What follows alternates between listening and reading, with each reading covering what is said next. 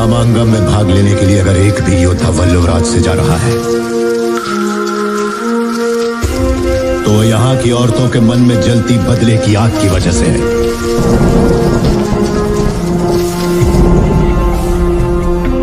ऐसी ही वीरांगनाओं की कोख से मैंने और तुमने जन्म लिया है।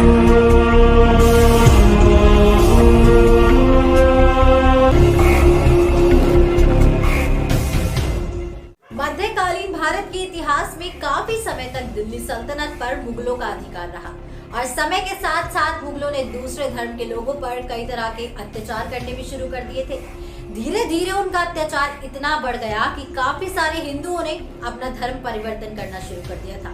उस समय मराठा साम्राज्य की बागडोर छत्रपति शाहूजी महाराज के हाथ में थी, लेकिन सही मायनों में सारी शक्तियां पेशवा के हाथ में ही होती थी।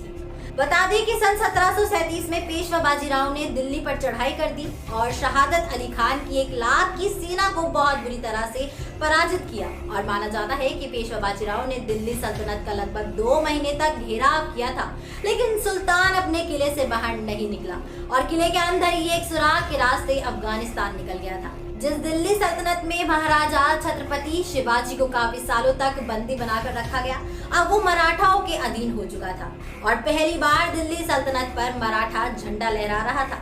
पेशवा बाजीराव ने अपने जीवन में लगभग 40 लड़ाइयां लड़ी और उनको सभी में विजय प्राप्त हुई थी। उनके समय मराठा साम्राज्य ने काफी सिद्धियां हासिल की थी। दक्षिण में ढक्कन से लेकर उत्तर में अफगानिस्तान की सीमा तक उनका शासन था।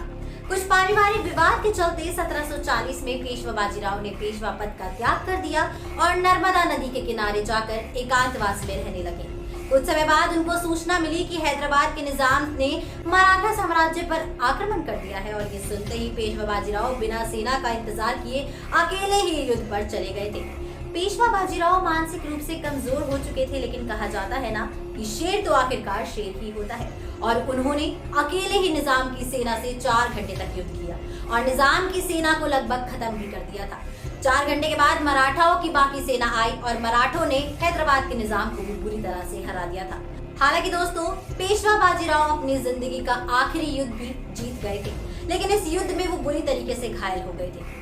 काफी सारे घाव, लंबी बीमारी और मानसिक रूप से अस्वस्थ होने के कारण 28 अप्रैल 1740 में इस महावीर ने नर्मदा नदी में जल समाधि ले ली थी। ऐसी ही कुछ स्टोरी पर बेस्ड हो सकती है बाहुबली 3 की स्टोरी। तो अब आप इस फिल्म के लिए कितने एक्साइटेड हैं, हमें कमेंट सेक्शन में जरूर बताइएगा।